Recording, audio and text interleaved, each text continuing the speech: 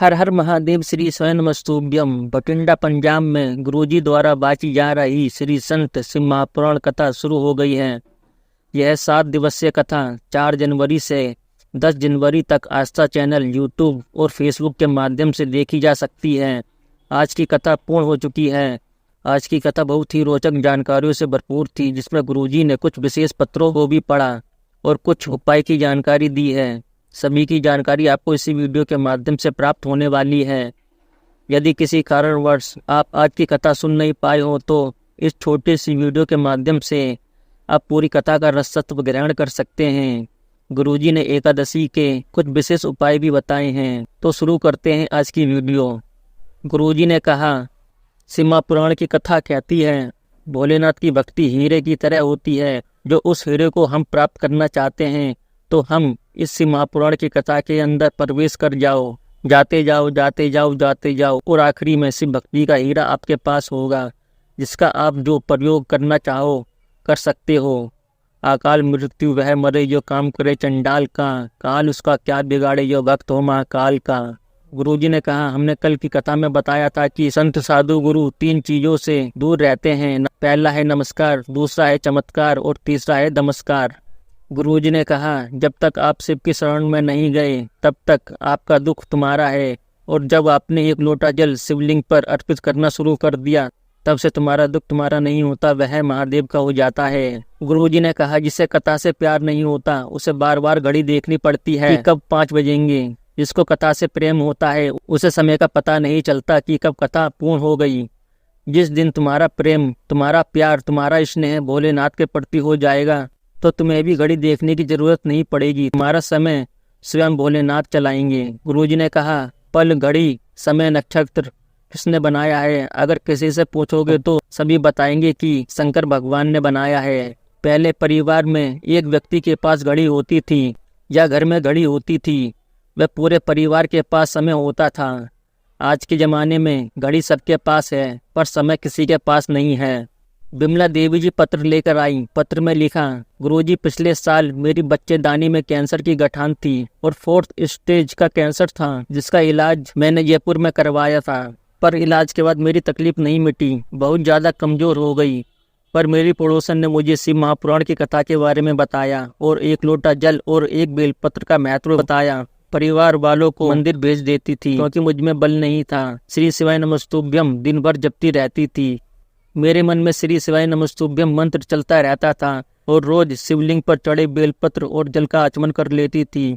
मैं बाबा की कृपा का वर्णन करना चाहूंगी। मैंने डॉक्टर के पास 9 बार जाकर जांच कराई और हर बार मेरे कैंसर की रिपोर्ट नील आई है और अब मैं पूरी तरह से ठीक हूँ। उसी का आभार व्यक्त करने में कथा पंडाल में आई हूँ। गुरुजी ने कहा, जिम तो जाते हो, शरीर को मजबूत बनाने के लिए डंबल डिप्स सब कर रहे हो। जिम में नए जाते हो तो आप पर सब हंसते हैं क्योंकि आपसे वजन नहीं उठ पाता। जिम में गाना लगा दिया जाता है ताकि तुम्हारा ध्यान ना जाए, तुम अपना जिम में कसरत करते रहो। इसी तरह शिव महापुराण की कथा तुम्हें मजबूत बनाने का कार्य करती है और आपका मनोबल इतना बढ़ा देती है कि दुनिया वाले कुछ भी कहें, मेरा भोलेनाथ मेरे साथ है और अब हम भटकेंगे नहीं।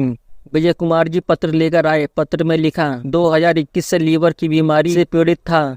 नवंबर 2022 में आईसीयू में कोमा में चला गया था। फिर मेरी पत्नी जो आपकी कथा सुनती है, आपकी कथा सुनने को कहा। गुरुजी, मैंने कथा सुनना शुरू किया, शिवलिंग पर जल चढ़ाना और 1 बेलपत्र चढ़ाना शुरू किया। डॉक्टर ने मेरे पेट में गांठ बता दी और ऑपरेशन जरूरी बताया। मुझे ऑपरेशन के लिए ले जा रहे थे, पर जाने से पहले पत्नी की दी बेलपत्र और शिवलिंग पर चढ़े हुए जल को पीते हुए चला गया। डॉक्टर ने जब मेरे शरीर खोला तो उसमें गांठ नहीं मिली। उसके बाद मेरी फिर से जांच हुई और एमआरआई की गई। उसमें पता चला कि छोटी गठान थी, वह वहाँ नहीं है बल्कि बड़ी गठान हो गई है। उसके बाद हमने कुछ समय लेकर घर आ गए और हम सीहोर कुबरेश्वर धाम से रुद्राक्ष लेकर आ गए। उसका जल शिवलिंग पर चढ़ाकर आचमन करने लगे और कुछ दिनों बाद फिर से लीवर ट्रांसप्लांट के लिए डॉक्टर ने बताया। हम भर्ती हो गए। मेरे घर वालों ने शिवलिंग पर चढ़े हुए रुद्राक्ष वाले जल को मुझे दिया और मैं ऑपरेशन थिएटर में पहुंच गया। मेरा फिर से शरीर काटा गया जिसमें डॉक्टर को कोई गठान नहीं मिली। उसके बाद डॉक्टर ने फिर जांच करके बताया, आपके शरीर में कोई गठान नहीं है और लीवर ट्रांसप्लांट की भी जरूरत नहीं है क्योंकि लीवर ने कार्य करना शुरू कर दिया है। उसी का आभार व्यक्त करने हम कथा पंडाल में आए हैं। शंकर जी पत्र लेकर आए। पत्र में लिखा, बेटे का सीए क्लियर नहीं हो रहा था। बेटा हार गया, हताश हो गया। शिवजी पर जल चढ़ाने को मैंने उसे कहा। बेटे ने मंदिर जाना शुरू किया। जल चढ़ाने पर भी उसका सीए क्लियर नहीं हुआ। बेटा बोला, भोलेनाथ ने नहीं सुनी। इसके बाद गुरुजी ने कहा, एग्जाम देने से पहले पढ़ाई करोगे तो क्या पास होगे?